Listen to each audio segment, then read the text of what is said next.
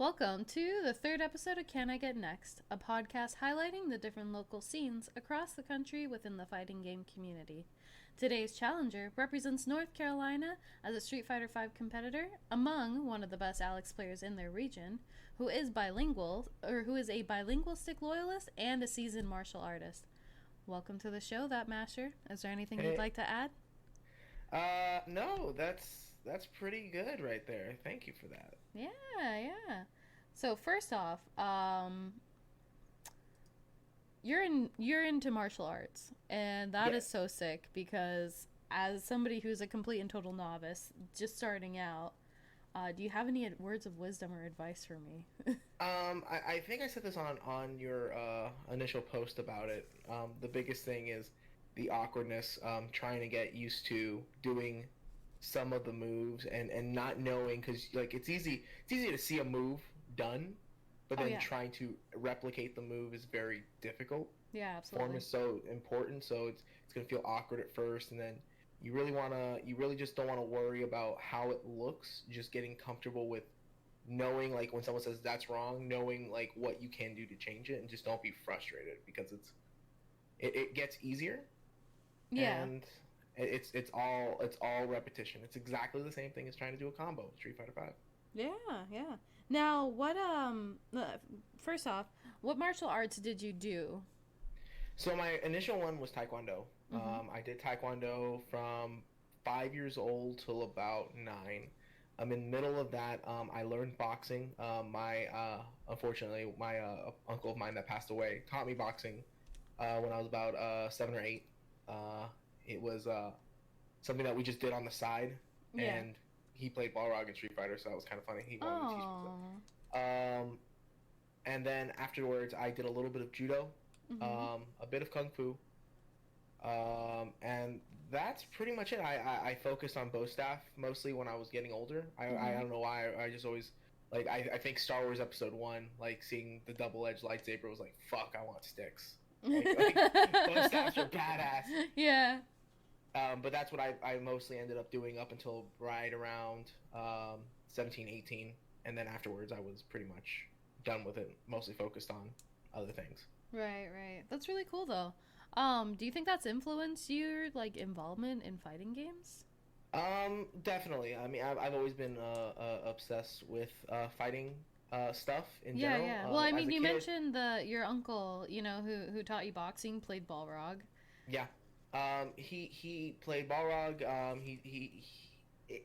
Fighting games have always been something important to us, and in my family, Yeah. at least with my brother, well, one of my brothers, and my uncle who passed, and it's definitely been something that's like it's always been interesting to me because I was a big Power Ranger head growing Yeah. up. Yeah. Like, it's definitely influenced me on what I like to do in games. Like I don't know, I even in like games like World of Warcraft or any of those RPGs, I always like to just be like headlong going into something rather than being at a distance. I want to be part of the combat rather than being away from it. And I so Yeah. I would say it would definitely have some effect. I mean, it's had an effect on who I like to play in Street Fighter. I definitely don't like the zone. I definitely like to get in your face. Right, right, right. And obviously, as I mentioned earlier, you play Alex. Yep. You've been you're kind of a character loyalist like me. You play Alex. You live, breathe, and die by the word of the nonsense that is Alex. Yes. now, It's a now, sad, lonely road. now, for the listeners who don't know, what fighting style does Alex use in Street Fighter? Uh, fighting. Alex uses a mixture of pro wrestling style moves as well as kickboxing. Mm-hmm. A lot of his moves are very similar to Sagat's in some aspects. I mean, the flying air knee smash is actually it looks like a knee grab, like Sagat's Tiger Knee. Yeah. But that's pretty much he's just a brawler with a little mixture of pro wrestling because he was designed around Hulk Hogan Mm-hmm. back in the early 90s. Yep. Yep. And so they kind of just did a mixture of some of the wild moves that Hulk Hogan used to do back in the day, as well as just a little bit of standard fare wrestling moves from back in the day too. Yeah. No, I think and we see that quite frequently. Characters that are modeled after like professional fighters per se. Oh yeah. Yeah, like obviously Alex is a great example of caricature per se of Hulk Hogan. Just like my favorite Tekken character is based off of Jackie Chan. Oh yes. So Lei Wulong, for those who don't know. Um, so I think it's really interesting to see the way the media has influenced these kind of character designs as well. And they become kind of crowd favorites not only because they're like, yeah, it's based off of who the person is, but it's also because of the character like personality. Oh Um, yeah. I think and there was a lot of flair of that in like Third Strike when Alex was released. I mean, just the intro for Alex and Hugo, if you are aware of that, like when they both are in the stage together, they mm-hmm. recreate the famous Hulk Hogan, Andre the Giant, chest come together scene. Yeah, And it's definitely hyped to see them come in there just because it's like that's a little shred of history that they just then applied into Street Fighter with two other characters. yeah, that's so amazing. Oh, I this is why I love fighting games because it takes these like super memorable moments and then kind of lets them like helps them live forever. Oh yeah. Oh man, it's so cool. Um, so Street Fighter Five, you play Alex, Hmm. and you play Stick. You Yes. were Stick loyalist as well. Yeah, I was. I played pad when I was younger. I would Mm-hmm. go to arcades and I would play arcade stick, and I mean, I would. I was kind of like just ambidextrous on what I was doing, just because it was what we had. Yeah. But once I started playing competitively, I made the change to just stick with stick Mm-hmm. with Street Fighter 4, and I don't know. It's crazy when you force yourself to play in a way that you're not normally used to playing all the time, Mm-hmm. and then when you try to go back to the way you like I've tried playing like Street Fighter 4 with a pad, and it's like my hands doesn't don't know what to do anymore. It's really weird. Yeah. Now, how long have you been competing for? I would say at this point, it's 2020, so about 10 years now at this point. Wow. Okay, so you're pretty seasoned then in the Yeah. realm of Street Fighter. What? Hmm. So we'll get right into the nitty gritty. What's your local scene like? How has it Uh, transitioned in the past 10 years? so our local scene is really interesting. I mean, you see a bunch of scenes out there that have, like typically like a big city that everyone will meet up at. Right. North Carolina is really really interesting because we have like three really big cities that people have their own little scenes in. The main cities, well, no, they're technically four now actually. So there's Fayetteville, which is pretty much like a military base Yeah. area. They're predominantly like Tekken. Charlotte, which is like about 3 hours away from us, from where I am right now. They are more like anime. They're actually a hodgepodge of everything, like anime, Street Fighter, Tekken. And then we have Greensboro, which is a very interesting one. Greensboro actually has one of the best East Coast arcades called Lost Ark Video Games. Mm-hmm. And they predominantly are third strike and old retro games. So we actually have like, Interesting. So you yeah, have like like a we're pretty strong like old head community. yeah, we've got a That's crazy amount rare. of people here that like to play like old school games. Like before Sam Show came out, we were already playing on Candy Cap Sam Show 5. And like I said, Third Strike. I mean, we have some of the strongest Third Strike players in the country, I believe. We just have such a good, like, healthy amount of people that not only are seasoned, but we actually got some kids like just turned 18, 19, who are playing with some of the levels that these old heads are. Because I mean, we have people out here who, like, we have Automatic, aka Jibbo. Yeah, yeah, yeah. He plays. We have a guy that goes by Knuckle Dust. He hasn't been playing recently in like until he just finally got tired of the game. He hates the game. But this man is so crazy in Third Strike. It is insane. Like if you run into him, you're just like, nah, man, I'm just taking that L. Like Yeah. there's nothing you can do about it. He's crazy. And I mean, we have this like it's crazy. It's not something that I don't think is prevalent in any other scene. Honestly, Yeah. it is just having this hodgepodge. And then Raleigh, where I am, is predominantly Street Fighter. We do have some Guilty Gear heads out here, but few and far between. We're mostly more Street Fighter in Raleigh. Okay. Okay. Cool. What's your venue like then? So like, well, let's focus. We'll drill down a little bit. Let's focus on just your Street Fighter heads. What is your Okay. venue like? So Raleigh has a monthly out at essentially it's a game restaurant bar like people can come bring board games and stuff like that, Yeah. but it's also a bar and a restaurant. It's smaller than the original venue. They closed the original venue and they kind of like partnered with the restaurant, the original people that were running the original venue, which was a card shop. And it's smaller, but it's definitely got a lot better like a view. It's nicer. Um, I mean, we have food, we have Yeah. alcohol, we have everything we really need to keep people entertained as well as be able to just sit around and powwow and talk about things while eating some good food and drink. And in light Uh, of the coronavirus, I'd hope you'd also have hand sanitizer. yes, no, but we definitely have Hand hand san- So sanitizer. you have hand sanitizer and TP, correct? Then you have Exactly, the perfect local. exactly. We're good to go. We're stocked up. We're right Yep. next to the bathroom, so anytime we see someone do anything, we just go wash your fucking hands. It's right Right. there. Exactly. So very cool, very cool. I'm guessing how has the growth been for something like that, like over the years? So North Carolina has definitely had its ups and downs. Raleigh kind of really started having events when I started. We just were coming together at this like used bookstore that ran Marvel vs. Capcom 3, and that's where I met most of the people there. We ended up starting a weekly at a sports bar that lasted for about 3 years. I think 3 years is about right. And unfortunately, they closed that restaurant down. Mm-hmm. And then we had like this huge stagnant moment where we had no monthly and no weeklies, and we actually ended up getting the sessions every Saturday at a friend's house. And I mean, we got slammed with people. Like it was insane. This guy's house was just chock full of people playing. Yeah. This was like in the middle of four and into the transition of five, and we it pretty much just had that for a while, and then one day someone's like, "Hey, this card shop's like they do Smash tournaments. Try to talk to them about setting something up."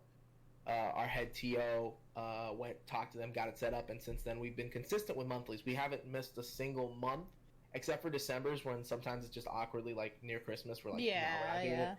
But we've been consistent for about 3 years now at this point with it. So we've been able to build something that's been consistently strong. We've had Yeah.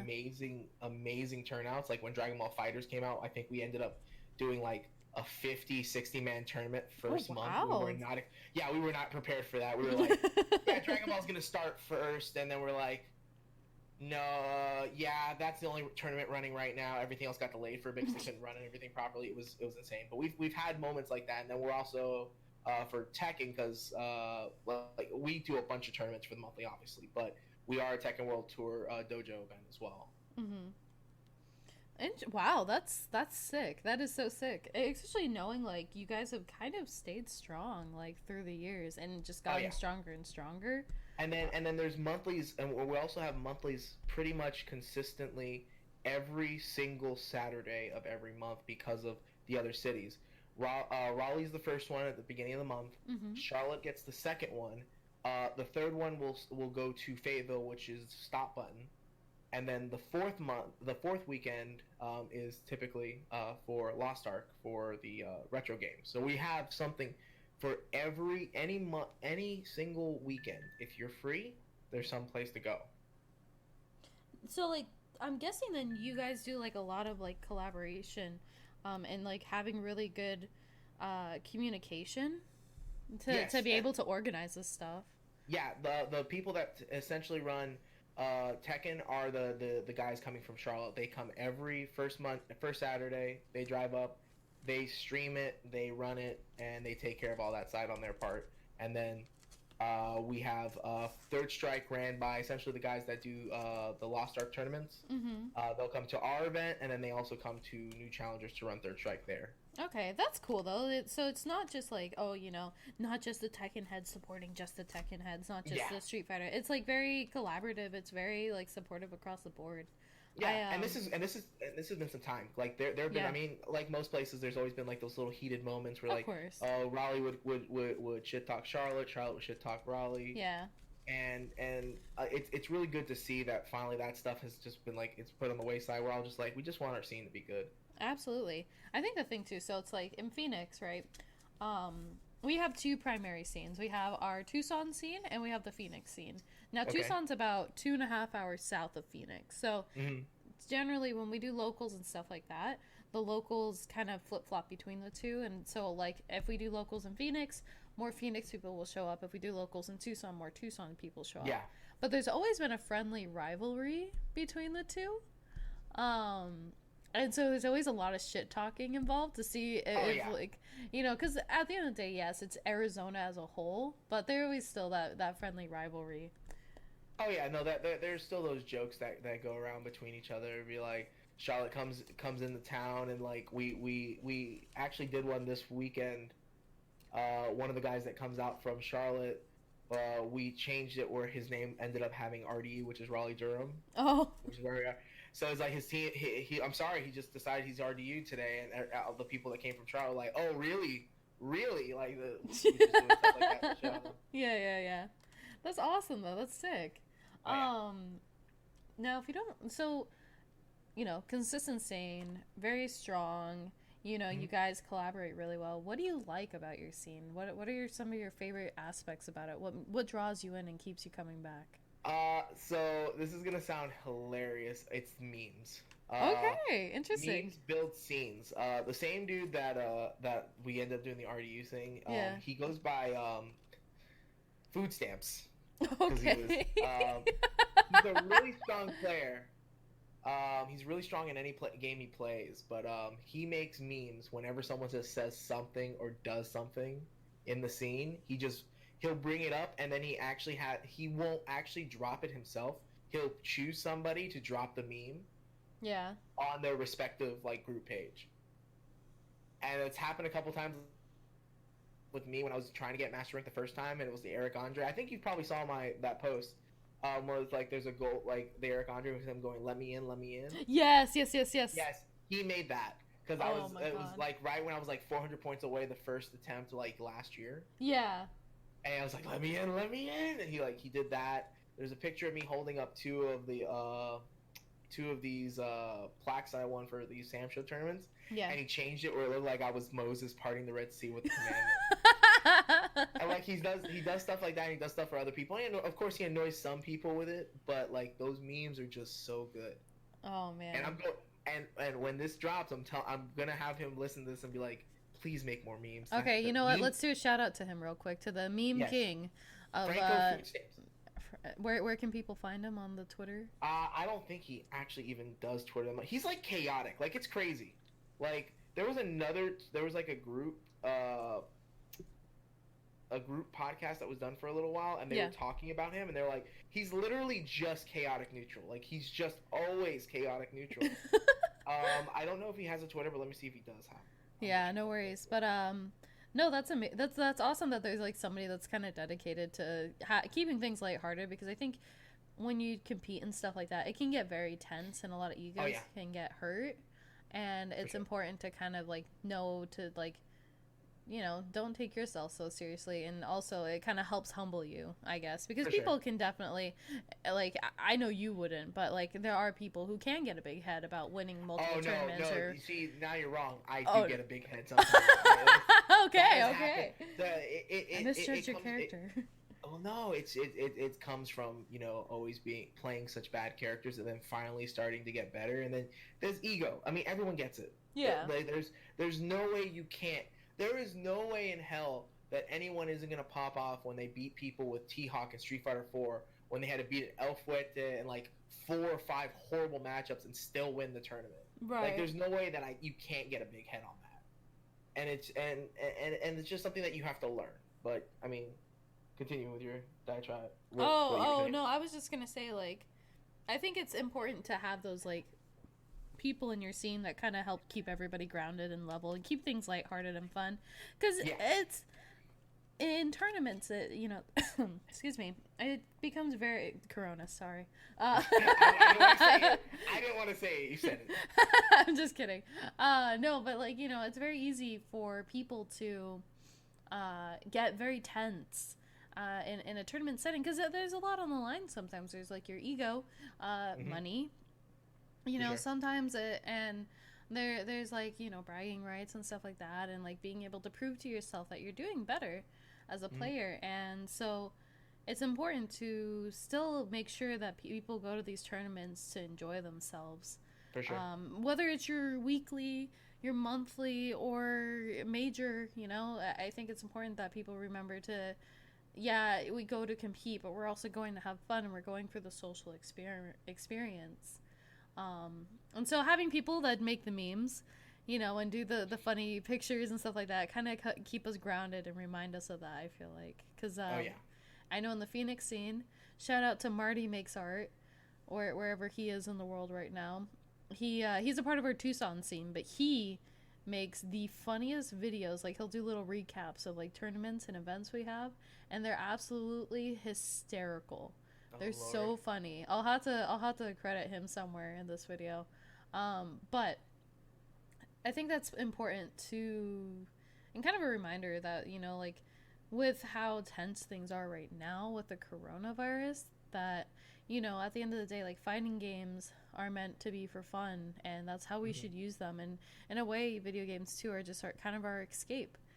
And we that's what fighting games should be as well. For sure. Escape from reality. Oh yeah. Opportunity to network with people and make friends and have fun and kind of forget about the outside world for a little bit. Yeah. I agree wholeheartedly. So your scene is strong, both in memes and in people and numbers. Mm-hmm. Um, we all have our downfalls. We all have our drawbacks. And I'm curious, what do you wish could be better about your scene, or what would you want to change about it? Um, I think the biggest thing that I would change, while we do have a lot of communication, a lot of times, and this has gotten better. Mm-hmm. It's a negative, but it's definitely gotten better. Mm-hmm. A couple years back, I definitely felt like, especially in Charlotte at the very least, it felt like everyone was like vying for a piece of the pie. Yeah. There was a time I was in a team prior to the team that I had just left. Shout out to Lager because they're good people. I was in a team called Frame Zero Gaming, and they were trying to build their own monthly at the same time when we had a tournament series called Rock'em Sock'em. Mm-hmm. And Rock'em Sock'em's a pretty tenured series at that time. Rock'em Sock'em was ran by a guy named Reese Tactics. He was an old head. He went to tournaments all the time. Georgia players would come up to his events all the time, and he was pretty consistent. During the time getting in there, they were trying to get the tournament set up, and I was part of the team. And I was like, yeah, let's try to build something else here as well. Try to see if we can help. And it felt like it ended up becoming like a little bit of like a tug of war. Yeah. After that, there was another group of guys that ended up becoming new challengers. The guys who run Tekken, the Tekken and the Charlotte scene now out there. But it always felt like there was just like everyone was trying to kind of vie for a piece of the pie. Yeah. And sometimes they work together, but then sometimes it felt like there was like, oh, I'll help you if you help me with this, instead of being like, let's just help so we can run everything. Right. Right.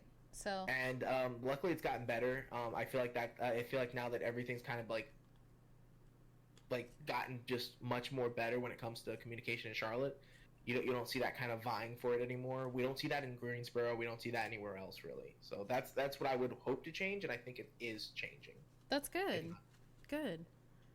No, I can understand that, because it is a competitive area, and you want to be the best, and you want to be able, not just in the game, but you want to provide the best quality, how to like local, essentially, and host the best tournaments, so on and so forth. But I think like collaboration, and I think like people working together is far better for the community than people against each other. Like, I For feel sure. like the only time that people I understand, from a business aspect, like there's a competitive nature to things. You in order to run a good business, you have to be competitive in the market. But Yeah. at the same time, I think within esports, because esports, or particularly fighting games, is still kind of in its infancy in the realm of esports. I think us kind of battling it out against each other is doing more harm than good. Yeah. Whether that's at a major level or whether that's at a uh, local level, I think players benefit the most, as well as the community benefits the most when people are working together to give the best experiences possible. Mm-hmm. Um, I mean, I'm sure you would agree, as you Yeah. Oh yeah. literally No. That. experienced that. Yeah. And I And then I'm sorry. I'm no, sorry for no, cutting you off. please interrupt me. It also reminds me of just like a couple years ago. I don't know if you were in the scene at the time during it, but when there was a lot of heat between Larry of Final Round and Jabali, kind of for that same thing. Like Yeah. I don't remember all the details, but I do remember like it was Final Round, and like Jabali was like advertising out CEO there in a way that he wasn't expecting it, and there was like that vying for it that just felt like who was in the right, who was in the wrong, things like Yeah. that. So that's definitely a good example of something that can cause a lot of drama that we don't need. Yeah, yeah, absolutely. And I think it's better to work collaboratively together, because then it's like great. Both events are going to get promoted, and it's going to benefit both people. It's going to benefit both parties, because you're going to see an increase in interest, if not attendance. For sure. And everybody fucking wins when you have more entrants. Everybody wins when you register to play. And no, the only person that loses is you when you fucking go into in brackets, right? But not you as in you, but you as in a player. Yeah. Or you as in me 9 times out of 10. But there's a reason why I do content creation and I don't compete, guys.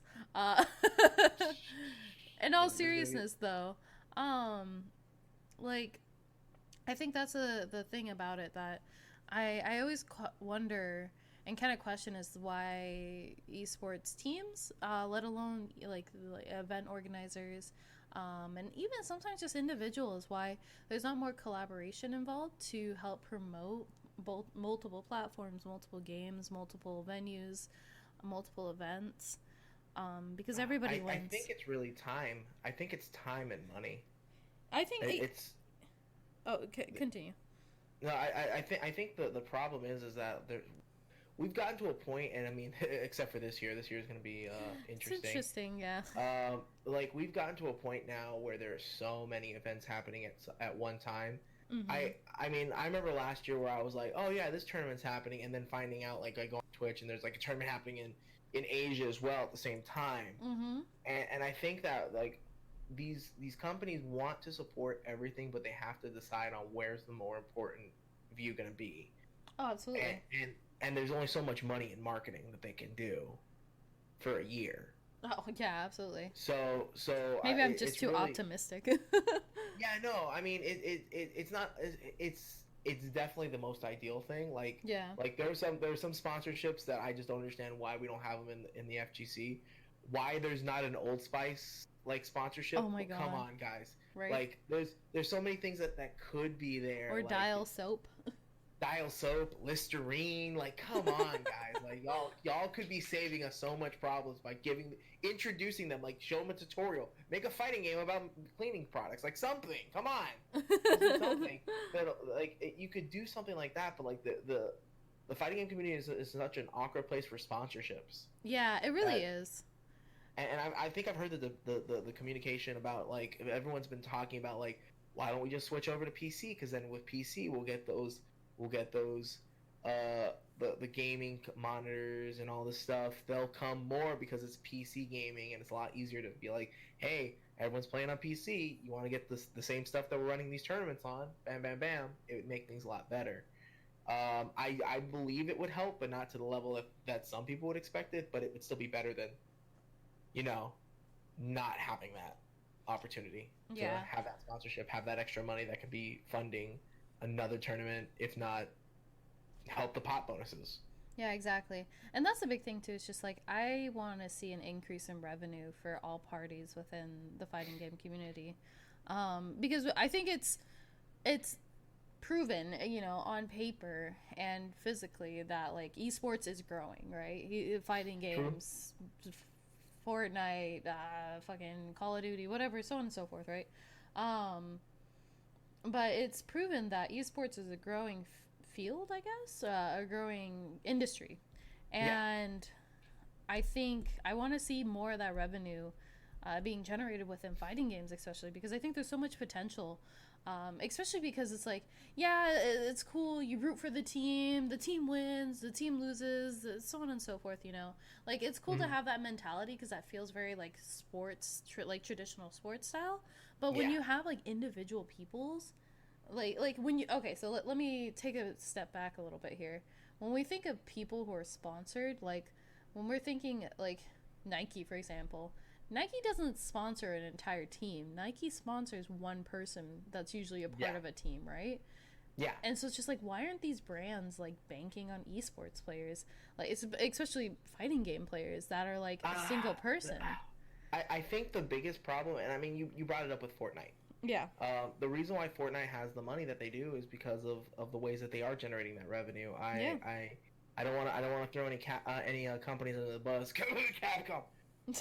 But like there's a lot of missed opportunities, especially with things that we've seen recently with like the change in how they've been like the way that Call of Duty has switched over to Battle Pass. Now all the maps that they make, all the modes they make aren't hidden behind a new DLC patch or something like that. It's all Right. open.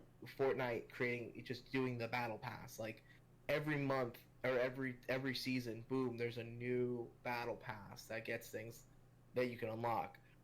If they had, I believe if Capcom would have like applied a like in season 2 or season 3 a battle pass style, like have all the costumes already done, get everything done, and you can just purchase this battle pass and you can unlock things. I Mm-hmm. think that would have been a better way than doing fight money, Oh, because I agree. I because then it would have been fairer for people. They would have been able to get stuff that they wanted. Mm-hmm. Because like the fortunes, I've seen people spend so much fight money on fortune telling stuff from Anat, and you don't get what you want. Sure. And nobody wants to do these gotcha stuff like that. They don't want to do that all the time. No. That's frustrating. It's insulting, especially with how little money we get and how much we don't get from like we. I remember the first time we had the ads pop up on matches, and then I finally got to the point where it says you can't get any more fight money from this. Then I'm turning it off. I don't care. Like Yeah. it's they could have done so much stuff that would have increased it rather than being like you can buy this lump sum and get a couple of skins that you're never going to use because they're for characters you don't play. For a stage that's going to be banned anyway, and you're not going to play online. Yeah. If you made it as a battle pass and you earned things from it, I think we would have seen more people buy that stuff. Buying that stuff would have been increasing the money. If Capcom is listening ever to this, I think that for Street Fighter 6 they should use a battle pass because one, that'll help incentivize people to keep putting more money into the game, Mm-hmm. and we'll start seeing that number from Fortnite. I don't think we'll ever get the Fortnite number. No, If no. somebody ever goes to a tournament for Street Fighter and wins like $3.5 million, I will eat a shoe right on stream. All right, you guys. At the 32, almost 33-minute mark, Masters said if somebody wins 3 million in Street Fighter, he will eat a shoe. I will eat a shoe on stream. There we go. 33 minutes and But 7 seconds. I don't see that happening because of just how some of these fighting game companies don't want to like do some things that would benefit. I honestly believe Capcom was just scared on how to do things, but hopefully like the battle pass stuff, things that some other companies have been doing, they could apply that so then we can get that money. But until then, I don't see it happening for fighting games. There's too much volatility. There's so Yeah. much. The games can be popular for a year. Like companies don't want to like Well, isn't dial. that the issue with Mortal Kombat? Is like Mortal Kombat has a new game that comes out every other year basically. Yeah, the NetherRealm Studios flowchart is what it's called. Yeah. Yeah, for sure. I mean, Mortal Kombat's its own beast right now with how everything happened. I don't even know what's gonna happen with that. Yeah, yeah. Which I don't even want to be quite honest with you. I don't know if I want to get too into that one. No, That's a whole it's mess in itself. that was just But bad. to very briefly break it down for those who are listening, essentially, at or no, it was It was the last LC chance qualifier. Yeah, last chance qualifier. Due to the coronavirus, a lot of events have been canceled, and they decided within 24 hours prior to the tournament, they decided to close last chance qualifier, as well as audiences, right? They closed the last chance qualifier. They closed an Live audience for viewing, the finals. yeah. Yeah, live Live viewing. viewing for the finals. I and then what they ended up doing to make matters worse is that they, instead of just letting people play the last chance qualifier because they had already flown into the city, they decided to say, okay, the person with the next highest seeding points will get in as that last spot. Yeah, So it's which like, congratulations, you got it anyway. I don't even. But hey, they earned it. They worked hard, yeah. and I was happy they got that chance. But it was just scummy for everyone else. I remember when I saw all this stuff on Twitter. I saw the cancellation, and then I see Coach Steve's Twitter where he's saying, I'm hyped to go to Chicago," and I'm like, "Oh no." Yeah, well, and so many people flew out for it. Like that's the problem too with these sort of issues, and particularly going on right now with the coronavirus. Um, Yeah, but I don't want to make the whole show about things that because yeah, at the end of the day, I think we all recognize and realize that our local scenes, our community, there's a lot we can improve on. But I think at the same time, like I'm not an expert in this kind of stuff. I've only been a part yeah. of the FGC for a little under 2 years. Oh, you're a pro already. It's fine. Ah, the pro makes money doing this. But no, in all seriousness, like that's the thing is we can sit and we can rag all day, but I'm not a professional, so I don't know all the ins and outs of why things are choosing the way they are. For sure. All I know is at the end of the day, I think what matters the most, for I think 90% of the community, is the experience we have. Is it a good gameplay experience? Is it a good tournament experience? Is it, something that is worth coming back to? Yeah. And as you said with your local scene, the memes definitely make it worth coming back to. Memes build scenes. Hell yeah, memes build scenes. So I'm curious then, what do so you mentioned the parting of the seas meme. You mentioned your the let me in meme. What do you think is like the most OD meme that has been made about your scene? Oh God. Okay, so. Oh, do you already have it like locked in? Like yes, because this happened last year. So last year there was a huge blow up in the Tekken scene for Charlotte. And it was mostly because Lost Ark had been trying to like incorporate Tekken 7 as another game in their stuff, and nobody was coming out for it. And they're like, why is nobody coming out for it and all this stuff? And one of our OG Third Strike players, he goes by Roski. He made a question, and it wasn't a question to attack. It was more of just answer, like just wanting to know, does Charlotte travel? Uh-oh. And it was just an explosion. Like, so many people got angry. It was a giant thing. And someone Franco. I'm just thinking about it right now. Do you remember the movie Holes? Yes. Remember, I'm tired of this, Grandpa. Well, that's too bad. one of the Charlotte TOs had been getting so annoyed of what was going on, was just getting so tired of it, and Franco used that and put his face on it, and then that's too bad was Roski's face.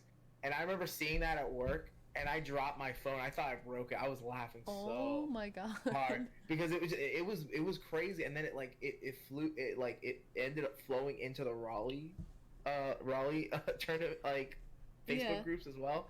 And we're just like, why is Charlotte getting so angry? It's not. And everyone was like saying, he's not saying the people that do travel. He's asking, since there's so many people that say they play Tekken, why don't they travel? Because they were trying to get them to travel to Greensboro to play. Right. Now realizing that Charlotte does travel a lot. Like the people that do go to Charlotte, like in Charlotte, go to Georgia frequently, go to Maryland, go to everywhere. NLBC, they will travel. Yeah. I wish I could travel with them. I'm 3 hours away from them, so I can't join in on them. But they do travel, and it was this giant clusterfuck. Is literally the best way of going about it. But just that meme alone was spot on. Oh man, that's fantastic. I'm trying to think of like the best meme that's happened recently. There was one actually. There, so we have like a Phoenix FGC, and we have one specifically for Street Fighter. Now, I distinctly remember this random guy. I think he might have been from New Mexico or something, right? So he had played. Somehow he managed to get into the Arizona FGC Facebook group. Okay. It's not like insanely exclusive, but we do tend to keep it a little more private, just geared towards only Arizona like people. Um, Mind Yeah, you, I was again, gonna search it and add it up tonight. but I mean, like, mind you, like you can still like go in and you can still request to join. But I digress. So this guy comes in, right? He posts a video and he's playing Rashid, and he's playing one of our well-known players that goes by Moses. The well-known player, it plays Cammy. So mind you, he's like a fairly strong player within our community. He's strong in multiple avenues and games. Extremely insanely good player in Street Fighter 4. And he kind of took a backseat in Street Fighter 5, but he still plays, right? So I digress. This guy, right? This random dude. We'll say he's from New Mexico, so we'll call him New Mexico. So New Mexico guy, he posts a video clip of him playing against our guy Moses and beating him. Mind you, it was like first round, right? Only post that clip, right? And like I think he teabags him or something, and then he like starts. I think I know where this is going. Yeah, so he starts kind of talking a little bit of smack, right? And so we all jump in, and then Moses is like, oh, like I still won the set or whatever, and it somehow escalated into like this absolute nonsense of like this guy. It was the weirdest exchange of messages, but it was so hilarious because we were convinced that this guy was like obsessed with Moses at this point. Like we're just picking on him because he's trying to be a troll. He's trying to like rile everybody up, and thing about the AZFGC is we've got pretty thick skin. You should call him Pharaoh since he was so obsessed with Moses. Oh, there we go. But no, like the thing with AZFGC is we have very thick skin, right? We can take a joke. We we definitely shoot shit. We definitely smack talk quite a lot, and that's exactly what we did. We saw the guy. He was trying to get a reaction, and so we played along with him. We started fucking with this dude, and we all were just like, I distinctly remember that whole interaction. I'll have to find a screenshot of it, but it was the funniest thing we had ever seen.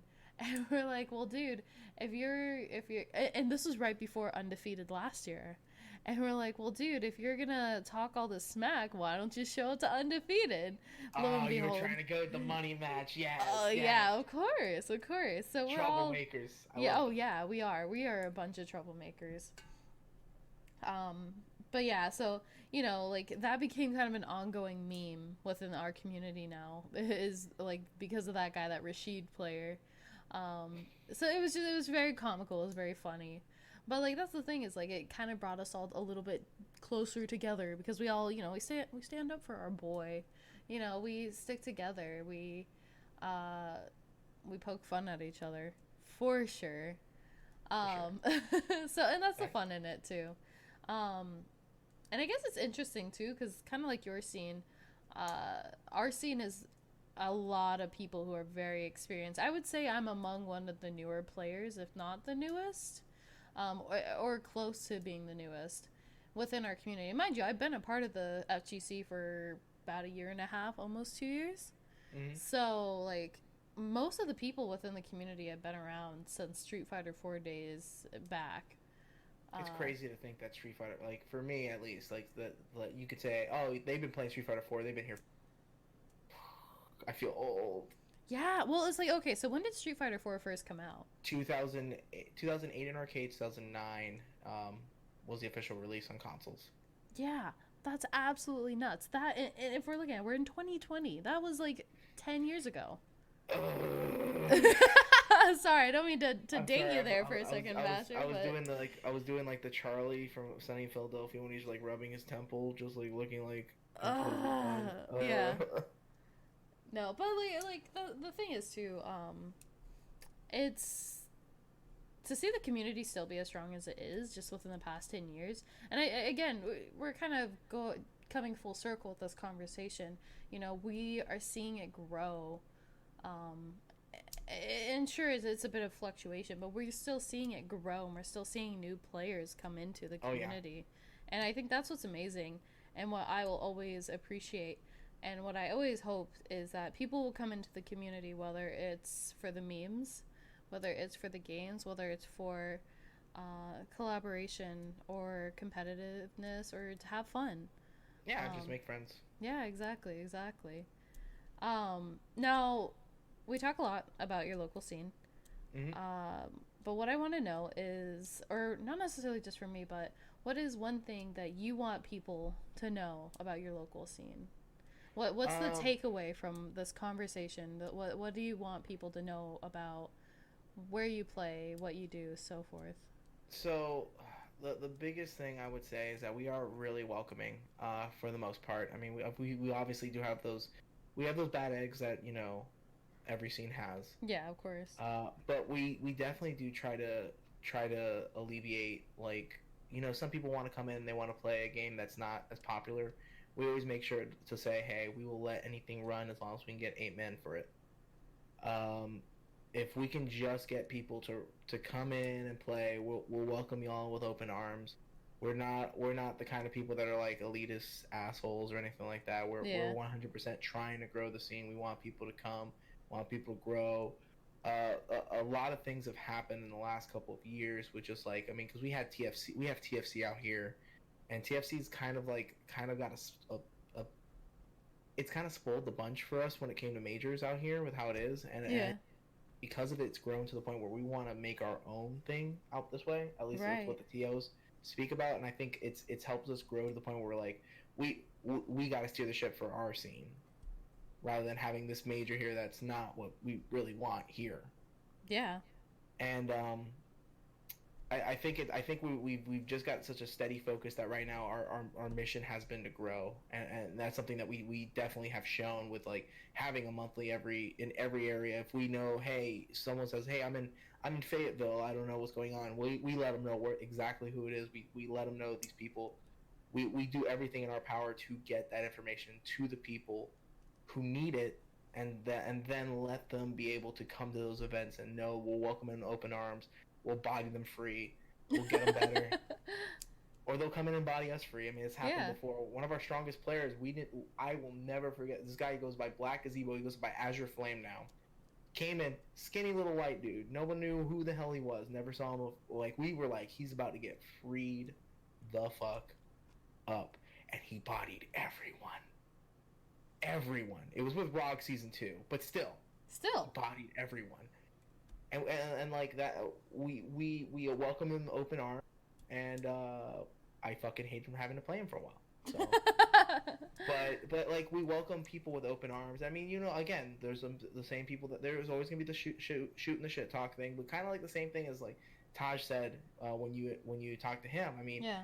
we're still the South. We're still really welcoming. We'll shoot the shit. We'll do anything we possibly can to let you know, hey, you're in a welcome environment.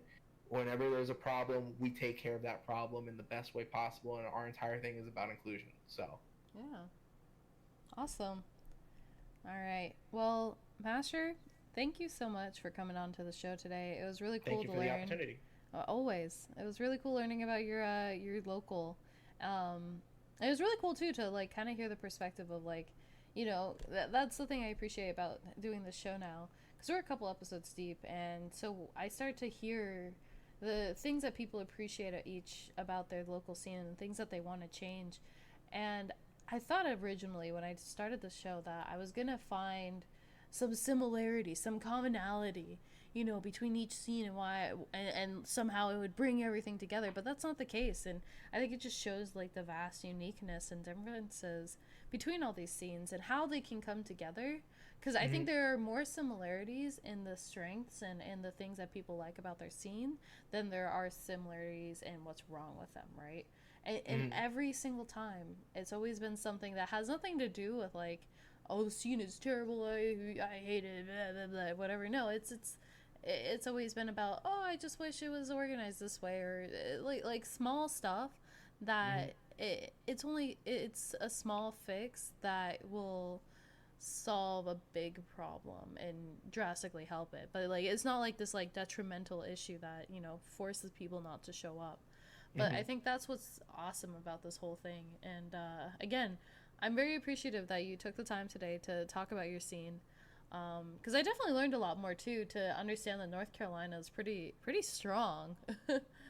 Yeah, I mean, we do have like we struggle still. We don't have as much of the stronger competition as some people. I think we've got 4 or 5 super strong Street Fighter players that Yeah, aren't, not me included, because I'm still trash.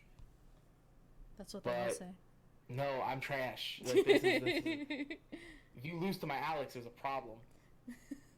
Hey, But no, no, excuse you. no. I'm sorry. I'm sorry. I'm just saying. I eat glue. I'm sorry. It makes me say things. But no, like we do struggle in some things. I think there are definitely a lot of things that we could do to get better as a scene Yeah. when it comes to our gameplay. But I mean, yeah, Third Strike is where we're the strongest. Like we have shirts that say North Carolina is Third Strike country. So All right. Well, for those Third Strike heads and the old heads out there, now you know where to go if you want to play some Third Strike. All 3 cabinets. I'm kidding. I'm kidding. dang, oh man, like I'm kidding. if No, you come we when you, have like 4 cabinets here for Third I know Strike. whenever you come visit North Carolina, take you to Lost Ark, and you're going to pass out when you Oh, see I'm sure. everything I'm positive. But again, thank you so much. It was really great to learn about your scene, to learn about the things that you kind of brought to surface, and we had an interesting conversation too about like uh, the FGC as a whole and esports as a whole, and like the money making side of it that I wasn't again. expecting to have. But again, that's the cool thing about these podcasts. Um, Go ahead, give me your plugs. Tell me first off, where can if people want to show up? Let's say people want to go to your local. Where can they find it? The quickest way to find anything in North Or just you Carolina, can just shoot the name of the place necessarily. You so don't have to so give Google Map directions. well, no, no, no. If you go on Facebook, if you guys have Facebook, the group that runs the Raleigh scene is called Tearless Heroes. And then the one for Charlotte is New Challengers. They are the quickest ways to find anything for them. The both events, the new Charlotte is still just New Challengers. North Carolina for Raleigh, sorry, blah, is Carolina Clash Rebirth. All right. And yeah, I mean you can find all the information for Carolina Clash at Tearless Heroes, and they have a list showing all the dates for the entire year of when the event's going to happen. We haven't planned out for an entire year. There you go. And Masher, if people want to hear more of your lovely voice, if they want to see more of your content, know more about you, where can they find you? What are your Uh, the social quick medias? the quickest way is Twitter. It's the same as Twitch, but it's that underscore masher. Pretty much, yeah. Twitch, Twitter, Pornhub. That's my joke. I'm sticking to it. Okay. OnlyFans apparently is a new one. Yeah, the OnlyFans. Except instead of OnlyFans, I just sit there and talk about the fight, like the FGC, for an entire hour. Look, I just give you guys fight stick pics. That's all I'm gonna give you. There That's all you you're go. gonna You know what? That sometimes that's what does it for people. All right. On that note, guys, I'm Flexiss. Thank you guys so much for listening in. If you want to hear more my content, hear more about this podcast, and keep up to date with what I'm doing with my content creation, you can find me at Twitter, Flexiss underscore. That's FLEXISS underscore. You can find me on Twitch at twitch.tv/Flexiss underscore. You can find me on Instagram at FlexissFGC. And you can find me on YouTube at Flexiss, which is where these episodes are uploaded. I try to upload them once a week. We're working on it. We're getting there. I promise we'll have a better, consistent schedule soon. growing pains. We all start somewhere. Exactly. But all right. Thank you guys so much again for listening in, and I'll see you guys in the next episode. Adios. At the beginning of it, be like, "Yes, I said episode 3. We know it's not episode 3." Yeah, I didn't know until this point that Damn. it said episode 3. This is Damn. why you proofread your scripts, kids. Oh my god, damn. Fuck. You're gonna listen to that. You're gonna listen to that at the beginning and be like, ah.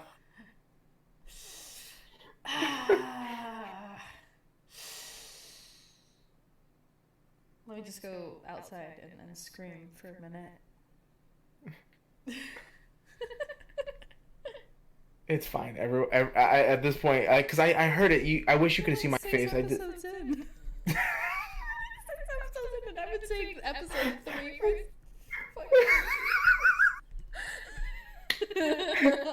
You just realized it now. You're like, oh.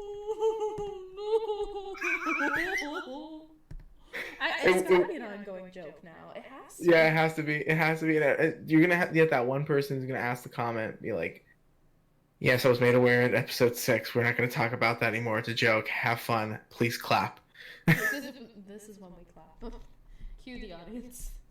Oh my god.